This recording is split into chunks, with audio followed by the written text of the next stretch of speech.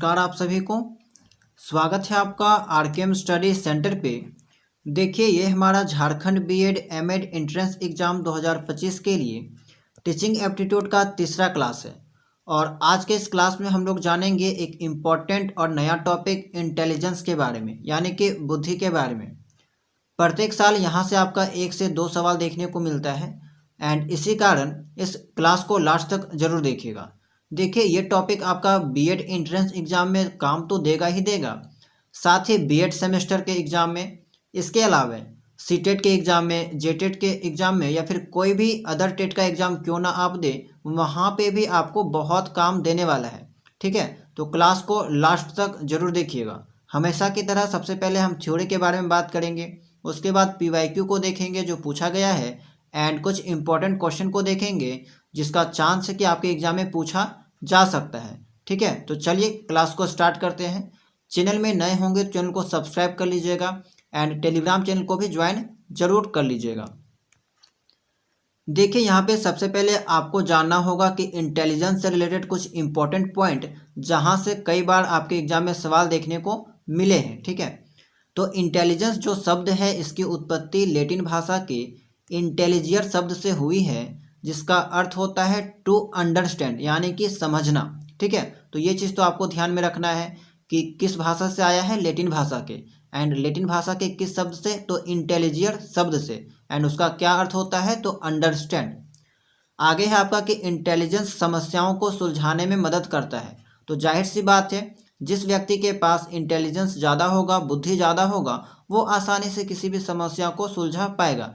तो हम लोग कह सकते हैं कि इंटेलिजेंस में जो है वो प्रॉब्लम सॉल्विंग स्किल पाई जाती है। बहुत ही आसान शब्द है। आगे है आपका कि बुद्धि से ही व्यक्ति तर्क करता है, सोचता है, कल्पना करता है। तो जिस व्यक्ति के पास जितना बुद्धि होगा वो किसी भी चीज़ में उतना लॉजिक लगाएगा, उतना तर्क करेगा, सोचेगा, नया नया चीज़ डेवलप करेगा एंड इमेजिनेशन करेगा, कल्पना करेगा। आगे है आपका कि इंटेलिजेंस एक मल्टी डायमेंशनल और कॉम्प्लेक्स कैपेबिलिटीज का एक सेट होती है।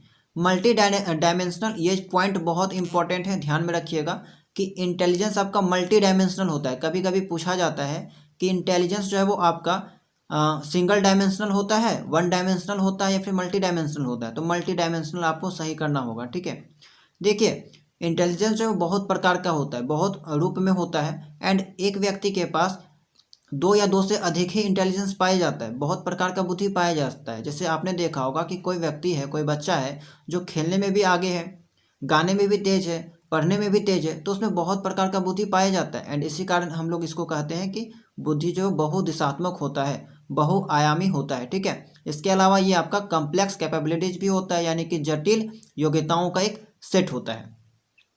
आगे ध्यान दीजिए कि बुद्धि अस्थाई और अपरिवर्तनशील होता है। अस्थाई कहने का मतलब कि अगर आप कोई चीज़ सीख जाते हैं तो लंबे समय तक आपके दिमाग में वो चीज़ बना रहता है एंड समय आने पे आप उसमें चेंजिंग भी कर सकते हैं। जैसे कि आप इस एग्जांपल समझिए कि बचपन में आप सोचते होंगे कि सूर्य जो है पूरब में उगता है, पश्चिम में डूबता है, लेकिन एंड ये कॉन्सेप्ट आपका लगभग 5 साल 10 साल तक आपके दिमाग में बैठा हुआ था। लेकिन जब आपने स्कूल में सीखा, टीचर आपको बताया कि ऐसा बात नहीं है, सूरज जो है एक जगह स्थिर रहता है, पृथ्वी घूमते रहती है। तो आपने क्या किया कि पुराने ज्ञान में चेंजिंग किया एंड उसमें कुछ नया चीज़ ऐड किया, तो वहाँ पे वो क्या हुआ, आपका बुद्धि परिवर्तनशील है, यानी कि उसमें परिवर्तन हो चुका है एंड नया चीज़ आपने सीखा।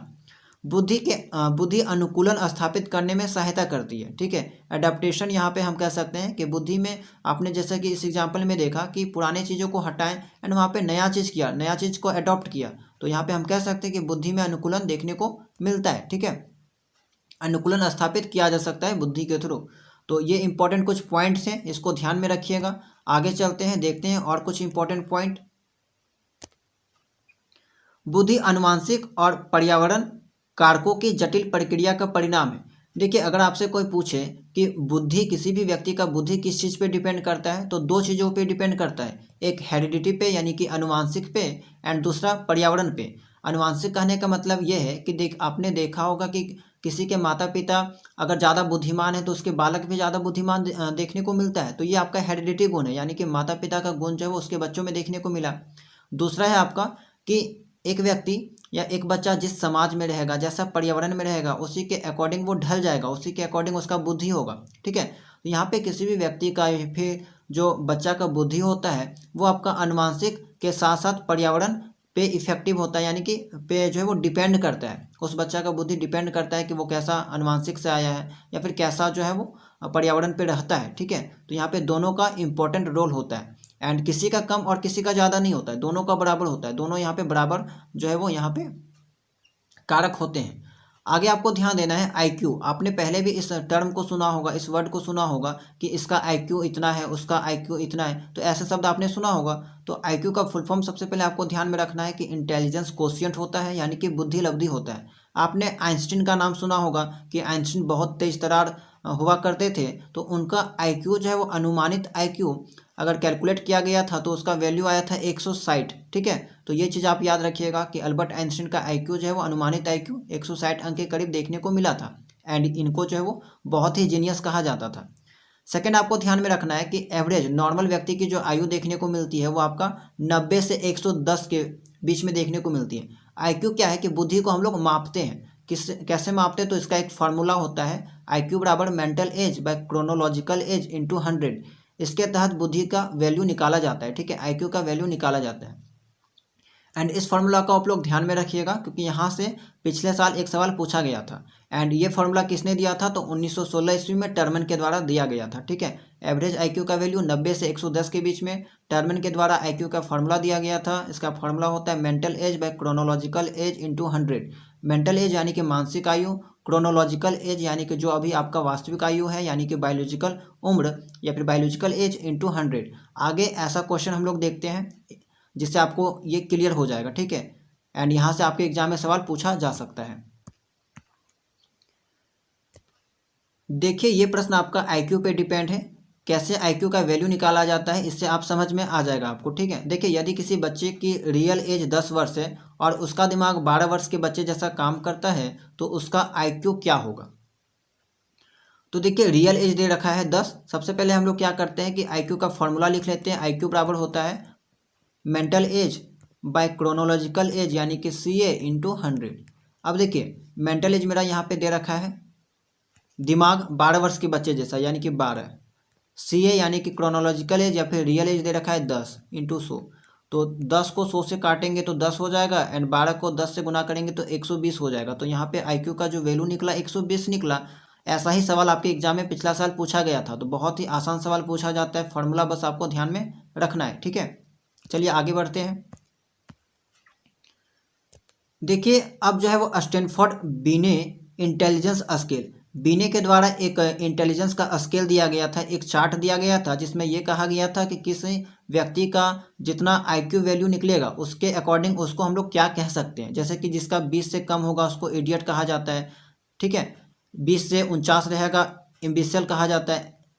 इसके अलावा 50 से 69 रहेगा तो उसको मॉडर्न कहा जाता है। 70 से 79 रहेगा तो बॉर्डर लाइन डेफिशिएंसी कहा जाएगा। 80 से 89 रहेगा तो डल। 90 से 109 रहेगा तो उसको एवरेज कैटेगरी में रखते हैं। 110 से 119 रहेगा तो सुपेरियर की कैटेगरी में रखेंगे एंड 120 से 139 रहेगा तो वेरी सुपेरियर। 140 से ज़्यादा रहेगा तो उसको जीनियस या फिर गिफ्टेड कहेंगे। तो ये चार्ट आपको थोड़ा सा ध्यान में रखना है। ज़्यादातर पूछा जाता है एवरेज वाला एंड जीनियस वाला। ठीक है, एंड ये दोनों भी याद रखिएगा, यहाँ से क्वेश्चन जो है वो पूछा गया है विभिन्न एग्जाम में। ठीक है, चलिए आगे बढ़ते हैं। देखिए अब आपको आईक्यू से रिलेटेड 3 फैक्ट याद रखना है। पहला चीज़ याद रखना है कि 1905 में पहला बुद्धि परीक्षण फर्स्ट इंटेलिजेंस टेस्ट अल्फ्रेड बिने के द्वारा एंड थियोडर सिमन द्वारा किया गया था, लेकिन सबसे ज़्यादा जो नाम आता है वो इसी का आता है, अल्फ्रेड बिने वाला। ठीक है, इसका नाम सबसे ज़्यादा देखने को मिलता है एंड ये सवाल आपका पिछले साल पूछा गया था। मेंटल एज का जो कॉन्सेप्ट है वो 1908 में अल्फ्रेड बिने के द्वारा दिया गया था। आईक्यू का जो कॉन्सेप्ट है वो विलियम स्टर्न के द्वारा 1912 में दिया गया था। तो ये 3 बातें आपको ध्यान में रखनी है। अब हम देखते हैं टाइप्स ऑफ इंटेलिजेंस के बारे में, यानी कि बुद्धि के प्रकार के बारे में। तो देखिए विभिन्न मनोवैज्ञानिक के अनुसार बुद्धि को भिन्न भिन्न प्रकार में बांटा गया है। तो थॉर्नडाइक के अनुसार बुद्धि को 3 प्रकार में बांटा जाता है। तीनों का नाम आपको याद रखना है। एक होता है मूर्त बुद्धि, दूसरा अमूर्त बुद्धि, तीसरा सामाजिक बुद्धि यानी कि concrete intelligence, abstract intelligence and social intelligence. ठीक है, एंड इसका एग्जाम्पल भी आपको ध्यान में रखना है। जानते हैं कि मूर्त बुद्धि क्या होता है। देखिए मूर्त शब्द का मतलब आप समझ लीजिए कि वैसा चीज़ जिसको हम लोग देख सकते हैं, टच कर सकते हैं, उसको मूर्त कहते हैं।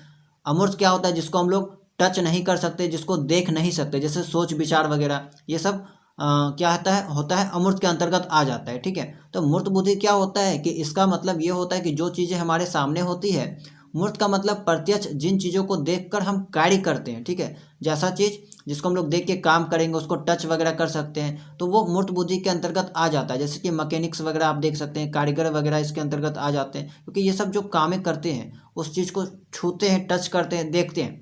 दूसरा है अमूर्त बुद्धि। तो जो बुद्धि हमें दिखाई नहीं देती है, जो भावनाओं और विचारों से संबंधित होती है, उसको हम लोग अमूर्त बुद्धि कहते हैं। जैसे ये बुद्धि आपका कवि में, डॉक्टर में या फिर चित्रकार में पाया जाता है। ठीक है, चित्रकार को आप लोग देखते ही हैं कि वे लोग अपने माइंड में जो है वो नया नया इमेज बनाता है, नया नया इमेजिनेशन करता है, उसी के परिणाम स्वरूप वो नया नया डिजाइन वगैरह बनाता है, नया चित्र बनाता है। सामाजिक बुद्धि क्या है? सोशल इंटेलिजेंस क्या है? तो जो समाज सेवी होते हैं, समाज के लिए कार्य करते हैं, उसमें जो है वो उसको हम लोग सामाजिक बुद्धि कहते हैं। एंड ये बुद्धि ज़्यादातर जो वो नेता में पाया जाएगा, समाज सेवी में पाया जाएगा, अध्यापक में पाया जाता है। ठीक है, तो इसका नाम आप याद रखिएगा कि थॉर्नडाइक के अनुसार बुद्धि के कितने प्रकार होते हैं, कौन कौन से होते हैं। ठीक है, ये पूछा जा सकता है। अब जानते हैं कि बुद्धि के सिद्धांत के बारे में, यानी कि थ्योरी ऑफ इंटेलिजेंस के बारे में। तो देखिए बुद्धि से रिलेटेड बहुत सारे सिद्धांत दिए गए हैं, आपको ज़्यादा डीप में नहीं जाना है, बस कौन सा सिद्धांत किसके द्वारा दिया गया है इस चीज़ को ध्यान में रखिएगा। पहला है आपका एक कारक सिद्धांत, यानी कि यूनिफैक्टर थ्योरी। तो यह जो सिद्धांत है आपका, इसका प्रतिपादन यानी कि इसका जो खोज किया था वो कौन किया था? अल्फ्रेड बिने ने। इन्होंने बताया था कि सभी व्यक्तियों में एक ही प्रकार की बुद्धि होती है जो सभी कार्यों में कार्य करती है। तो आपको ध्यान में रखना है कि एक कारक सिद्धांत जो है वो अल्फ्रेड बिने के द्वारा दिया गया था। ठीक है, आगे है आपका द्विकारक सिद्धांत, यानी कि टू फैक्टर थ्योरी। तो इस कारक को स्पीयरमैन के द्वारा दिया गया था। उन्होंने बताया था कि बुद्धि दो तत्वों से मिलकर बनी है, या दो तत्व कौन कौन से हैं? तो सामान्य तत्व और दूसरा होता है विशिष्ट तत्व, यानी कि इसको कहा जाता है जी फैक्टर, यानी कि जनरल फैक्टर, एंड इसको कहा जाता है स्पेसिफिक फैक्टर, यानी कि एस फैक्टर। जनरल फैक्टर में क्या होता है कि हर व्यक्ति में सामान्य बुद्धि जन्मजात होती है और यह हर किसी में अलग अलग होती है। दूसरा है आपका स्पेसिफिक फैक्टर में कि यह दूसरों से अर्जित करने वाली बुद्धि होती है। तो क्या ध्यान में आपको रखना है कि टू फैक्टर थ्योरी किसके द्वारा दिया गया था? स्पीयरमैन के द्वारा। एंड इस टू फैक्टर थ्योरी में कितने तत्व हैं? तो दो तत्व हैं, एक होता है सामान्य तत्व, दूसरा होता है विशिष्ट तत्व। ठीक है, तो ये दो पॉइंट आपको इसमें ध्यान में रखना है। आगे है आपका समूह तत्व कारक सिद्धांत, यानी कि ग्रुप फैक्टर थ्योरी। तो इस सिद्धांत का प्रतिपादन थर्स्टन द्वारा किया गया। इस सिद्धांत के अनुसार बुद्धि कई प्रकार के योग्यताओं का मिश्रण है जो विभिन्न समूहों में पाई जाती है। ठीक है, तो आपको ध्यान में देना है कि ग्रुप फैक्टर थ्योरी किसके द्वारा दी गई थी? तो थर्स्टन के द्वारा। आपसे यह भी पूछा जा सकता है कि बताइए कि बुद्धि के बारे में ये स्टेटमेंट किसका है कि बुद्धि जो है वो कई प्रकार के योग्यताओं का मिश्रण है जो विभिन्न समूहों में पाई जाती है। ये बात किसने कही है? तो थर्स्टन के द्वारा। तो आपको किसी भी तरह से सवाल देखने को मिल सकता है।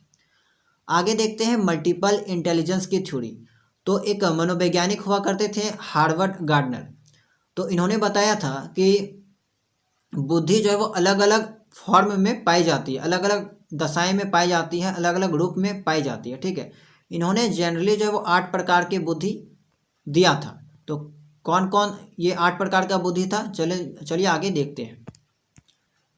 देखिए पहला है आपका कि शाब्दिक भाषाई बुद्धि, दूसरा है तार्किक गणितीय बुद्धि, लॉजिकल मैथमेटिकल इंटेलिजेंस, स्थानिक बुद्धि यानी कि स्पेशियल इंटेलिजेंस, शारीरिक गतिक बुद्धि यानी कि बॉडली काइनेस्थेटिक इंटेलिजेंस, संगीतात्मक म्यूजिकल इंटेलिजेंस, अंतर्व्यक्तिक यानी कि इंटरपर्सनल, एंड अंतर्व्यक्तिक यानी कि इंट्रापर्सनल, एंड प्रकृतिवादी यानी कि नेचुरलिस्टिक इंटेलिजेंस। तो ये 8 प्रकार की बुद्धि जो है हार्वर्ड गार्डनर के द्वारा दिया गया था।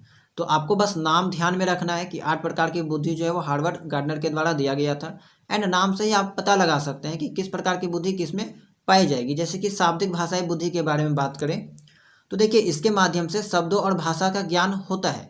जिन व्यक्तियों में इनका विकास अधिक होता है वह कवि बनेगा, वकील बनेगा, पत्रकार आदि जो है वो बनता है। लॉजिकल मैथमेटिकल यानी कि जिसके पास मैथ का नॉलेज ज़्यादा होगा। ठीक है, समस्या को जो आसानी से सॉल्व कर पाएगा। तो जैसे कि अकाउंटेंट आप देख सकते हैं, बैंकर वगैरह, साइंटिस्ट वगैरह, तो वो लोग में आपका ये वाला बुद्धि पाया जाएगा। स्थानिक बुद्धि क्या होता है? Spatial intelligence. तो देखिए अमूर्त तथ्यों के आधार पर जो मानसिक छवि बनाता है, ठीक है, जैसे आपने देखा था उस पिछला में कि चित्रकार वगैरह हो गए, आर्किटेक्चर हो गया, मूर्तिकार हो गया, तो वो लोग क्या करते हो अपने दिमाग में एक छवि बनाता है कि मूर्ति ऐसा ऐसा होना चाहिए, या फिर जो ड्रॉ करता है उसको अपने मानसिक छवि के आधार पे बनाता है। आगे आपका शारीरिक गतिक बुद्धि, यानी कि शरीर को गति देने वाला बुद्धि। जिन व्यक्तियों में इनका विकास होता है वो अभिनेता, अभिनेत्री, एथलीट या फिर डांसर आदि जो है वो बनते हैं। आगे आपका संगीतात्मक बुद्धि, यानी कि संगीत जो गाने में आगे होता है, ठीक है, इस बुद्धि के अंतर्गत संगीत की बुद्धि अधिक होती है। जिन व्यक्तियों में इनका विकास अधिक होगा वो सिंगर बनेगा, इंटरटेनर वगैरह जो है वो बनते हैं।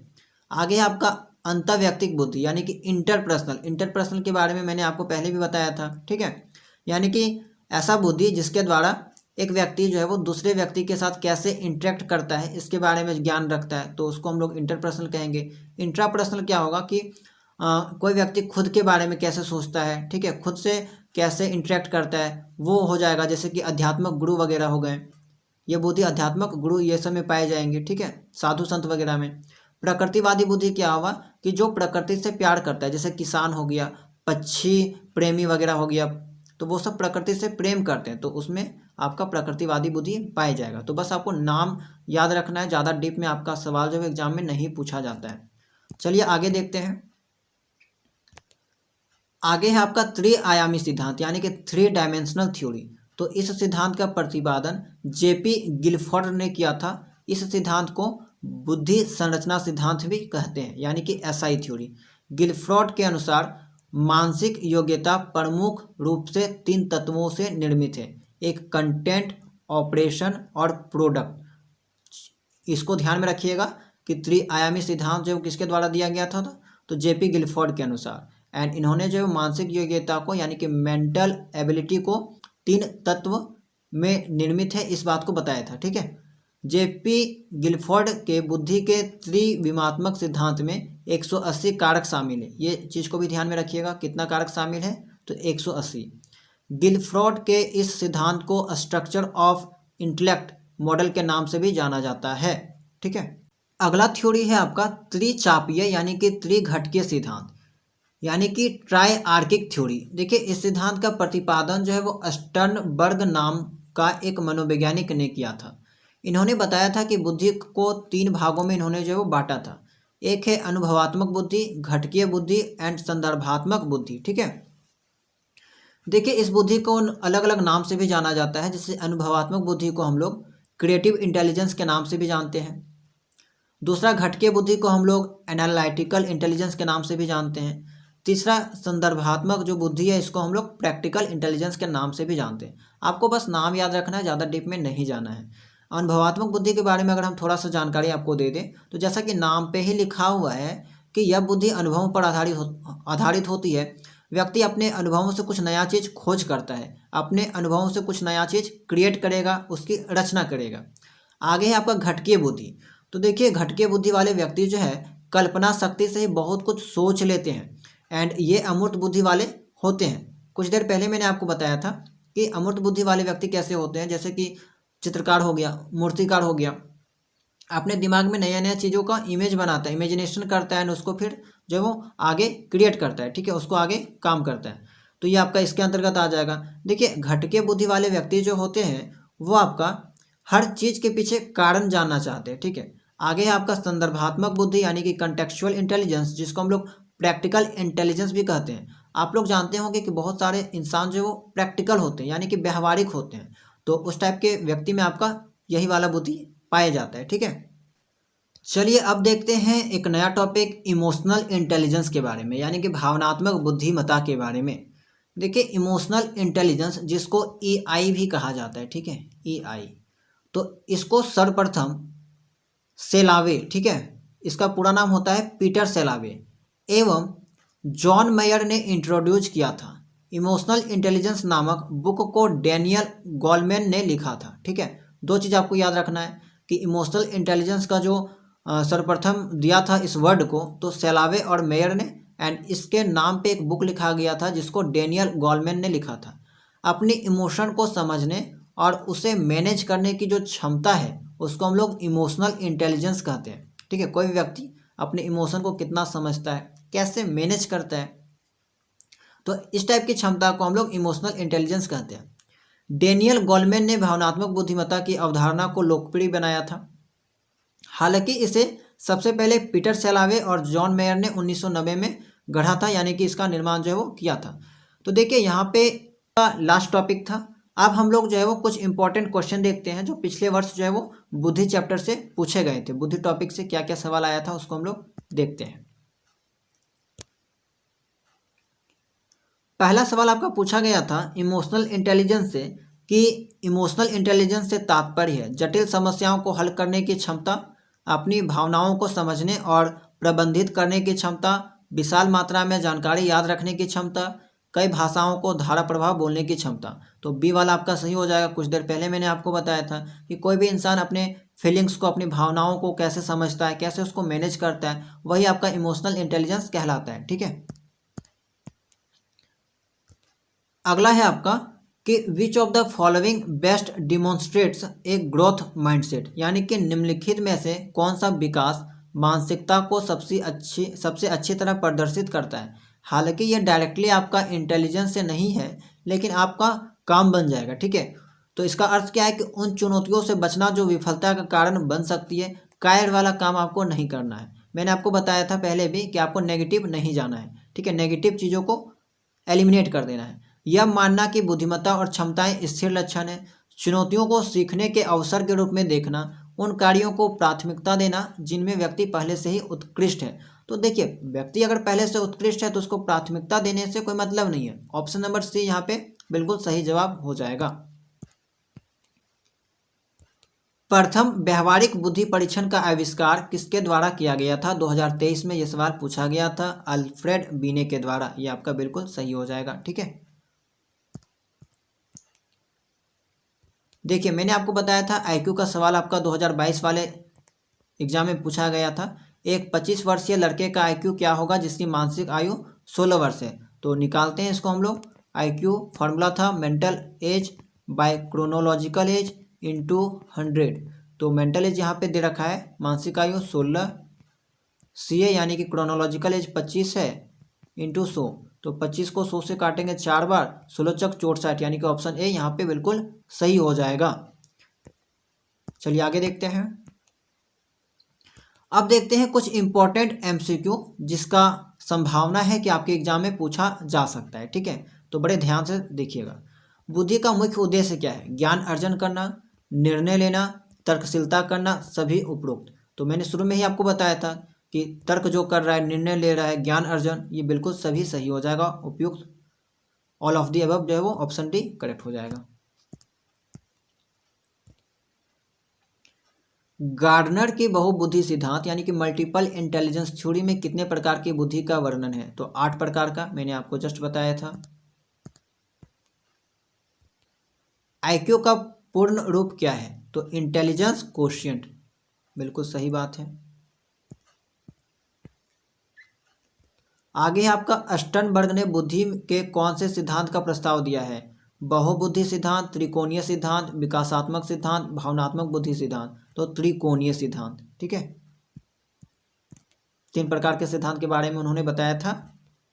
आईक्यू का सामान्य औसत स्कोर क्या होता है? तो देखिए 90 से 110 के बीच में मैंने आपको बताया था। सामान्य स्कोर जो है एवरेज स्कोर 90 से 110 के बीच में। तो यहाँ पे तो आपका इसके 90 भी दे रखा है, 110 भी दे रखा है, 100 भी दे रखा है। तो आपको इसके बीच वाला लेना है। देखिए 100 दे रखा है, ये आपका ज़्यादा एक्यूरेट हो जाएगा। ठीक है, अगर इस टाइप का ऑप्शन आपको देखने को मिले तो आप 100 टिक कीजिएगा।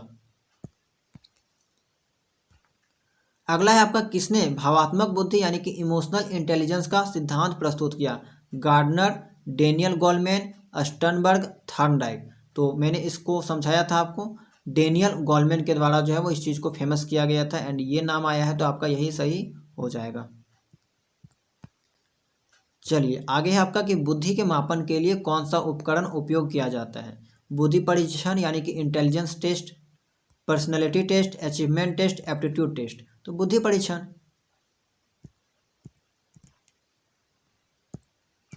चलिए आगे देखते हैं। वर्बल बुद्धि परीक्षण में क्या शामिल होता है? वर्बल यानी कि वही शाब्दिक बुद्धि हो गया, यानी कि जिसको हम लोग बोल के करते हैं या लिख के करते हैं, तो शब्द समस्याएं बिल्कुल सही हो जाएगा। एक मैंने वर्बल एंड नॉन वर्बल की बात कही थी, एंड ये मैंने शायद कल के क्लास में की थी, ठीक है, पिछले क्लास में। तो वर्बल यानी कि शब्दों के कारण जो होता है, शब्द जिसमें हम लोग यूज करते हैं लिख के, एंड जो इशारों से काम होता है वहाँ पे नॉन वर्बल की चीज़ें आती है, ठीक है। अगला आपका बुद्धि का संबंध किससे है? स्मरण शक्ति से, तर्क से, रचनात्मकता से, एंड उपरोक्त सभी। तो ऑप्शन डी यहाँ पे बिल्कुल सही हो जाएगा। आईक्यू का सूत्र क्या है? आईक्यू का फॉर्मूला क्या होता है? तो आईक्यू बराबर, मैंने जस्ट अभी इसका न्यूमेरिकल भी सॉल्व किया, MA/CA × 100, ठीक है, यानी कि ये आपका सही हो जाएगा। चलिए आगे देखते हैं। थॉर्नडाइक ने बुद्धि को कितने भागों में विभाजित किया है? तो थॉर्नडाइक के अकॉर्डिंग बुद्धि को 3 प्रकार में बांटा गया था, 3 भाग में। ऑप्शन 3 सही हो जाएगा। चलिए 12 है आपका, स्पीयरमैन का सिद्धांत किस पर आधारित है? तो 2 फैक्टर थ्योरी मैंने आपको बताया था, सामान्य और विशिष्ट बुद्धि, यानी कि G फैक्टर था आपका और एक था आपका S factor, general factor, specific factor, ठीक है।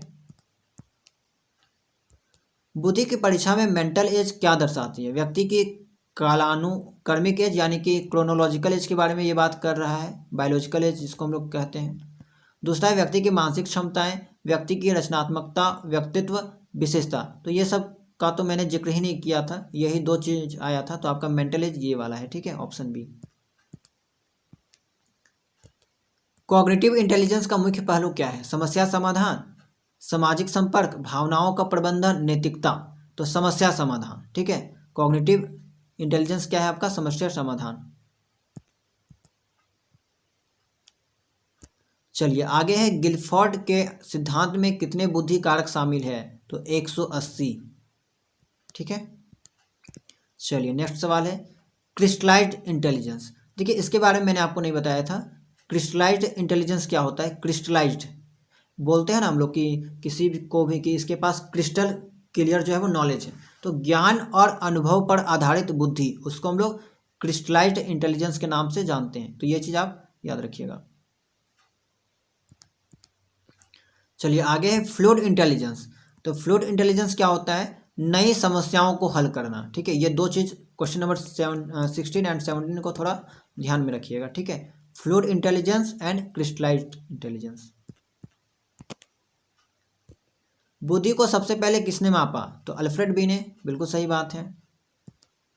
19 है आपका, इमोशनल इंटेलिजेंस का मापन किस उपकरण से किया जाता है? EI, IQ, EQ, MI। तो देखिए IQ से हम लोग इंटेलिजेंस को मापते हैं, ठीक है, लेकिन इमोशनल इंटेलिजेंस को हम लोग EQ से मापते हैं, यानी कि EQ का फुल फॉर्म होता है इमोशनल कोशिएंट, ठीक है। IQ का इंटेलिजेंस कोशिएंट, EQ का इमोशनल कोशिएंट। चलिए आगे देखते हैं, लास्ट सवाल है आपका आज की क्लास का। बुद्धि पर शोध का सबसे बड़ा योगदान किसने दिया? स्पीयरमैन, थॉर्नडाइक, गार्डनर, सभी ने। तो सभी का नाम आपने देखा, सभी ने यहाँ पे बिल्कुल सही हो जाएगा। तो ये आपका इस क्लास का लास्ट सवाल था। तो आई होप कि आपको क्लास पसंद आया होगा, चीज़ें समझ में आई होगी। तो सर्वप्रथम आप वीडियो को लाइक कर दीजिएगा, चैनल को सब्सक्राइब कर लीजिएगा, एंड अगर आप टेलीग्राम चैनल को ज्वाइन नहीं किए होंगे तो ज्वाइन कर लीजिएगा। एंड आज का क्लास कैसा रहा कमेंट सेक्शन में ज़रूर बताइएगा। तो चलिए मिलते हैं हम लोग नेक्स्ट क्लास में नए टॉपिक के साथ।